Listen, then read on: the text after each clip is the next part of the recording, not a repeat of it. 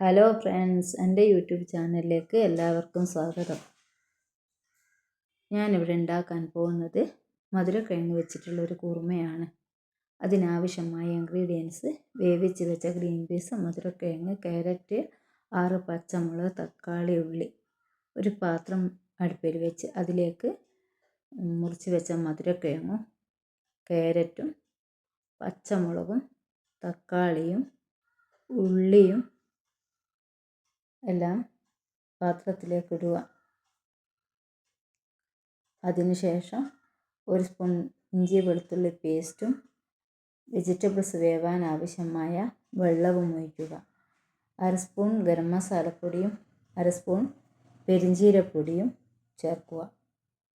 1/2 spoon കുരുമുളക് പൊടിയും. എൻ്റെ ചാനൽ ഇഷ്ടപ്പെടുകയാണെങ്കിൽ സബ്സ്ക്രൈബ് ചെയ്യുകയും ലൈക്ക് ചെയ്യുകയും ചെയ്യണേ.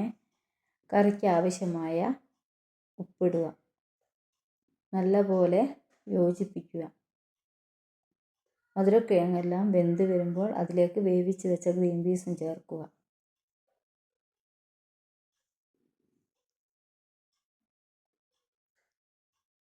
ഒരു തേങ്ങയുടെ പാല്, 1/4 പാല് ചേർക്കുക. തേങ്ങയുടെ പാലെടുക്കുമ്പോൾ അതിലേക്ക് 1 സ്പൂൺ അരിപ്പൊടിയും ചേർക്കുക. കറിക്ക് നല്ല കട്ടി കിട്ടാൻ വേണ്ടിയാണ്. കറി തിളച്ച് വന്നാൽ അതിലേക്ക് മല്ലിയില ഇടുക. ഇനി നമുക്ക് കറി താളിക്കാം. ഒരു പാത്രം അടുപ്പിൽ വെച്ച് അതിലേക്ക് അല്പം വെളിച്ചെണ്ണ ഒഴിച്ച് കടുകും കറിവേപ്പിലയും ഇട്ട് കറിയിലേക്ക് ഒഴിക്കാം. ഇനി നമുക്ക് മടക്ക് പത്തിരി തയ്യാറാക്കാം. വെജിറ്റബിൾസും മുട്ടയും ചേർത്തിട്ടുള്ള ഒരു മടക്ക് പത്തിരിയാണ്. അതിനാവശ്യമായത് ക്യാരറ്റ്, കപ്സിക്കം, 1 മുട്ട, മല്ലിയില. മൈദയിലേക്ക് ഉപ്പും വെള്ളവും വെജിറ്റബിൾസ് എല്ലാം ചേർത്ത് നല്ലപോലെ കുഴക്കുക. കുഴച്ച് കഴിഞ്ഞതിന് ശേഷം അതിലേക്ക് അല്പം എണ്ണ തടവുക. അതൊന്ന് റെസ്റ്റ് ചെയ്യാൻ വെച്ചതിന് ശേഷം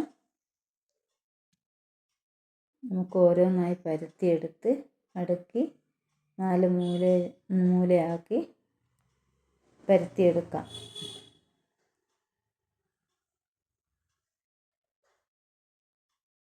ഒരു പാൻ അടുപ്പത്ത് വെച്ച് അതിലേക്ക് ഓരോ പത്തിരി കണ്ട് ചുട്ടെടുക്കാം.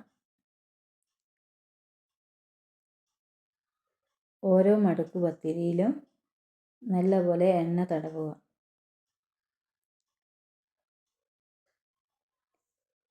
മടക്ക് പത്തിരിയും കുറുമയും റെഡി.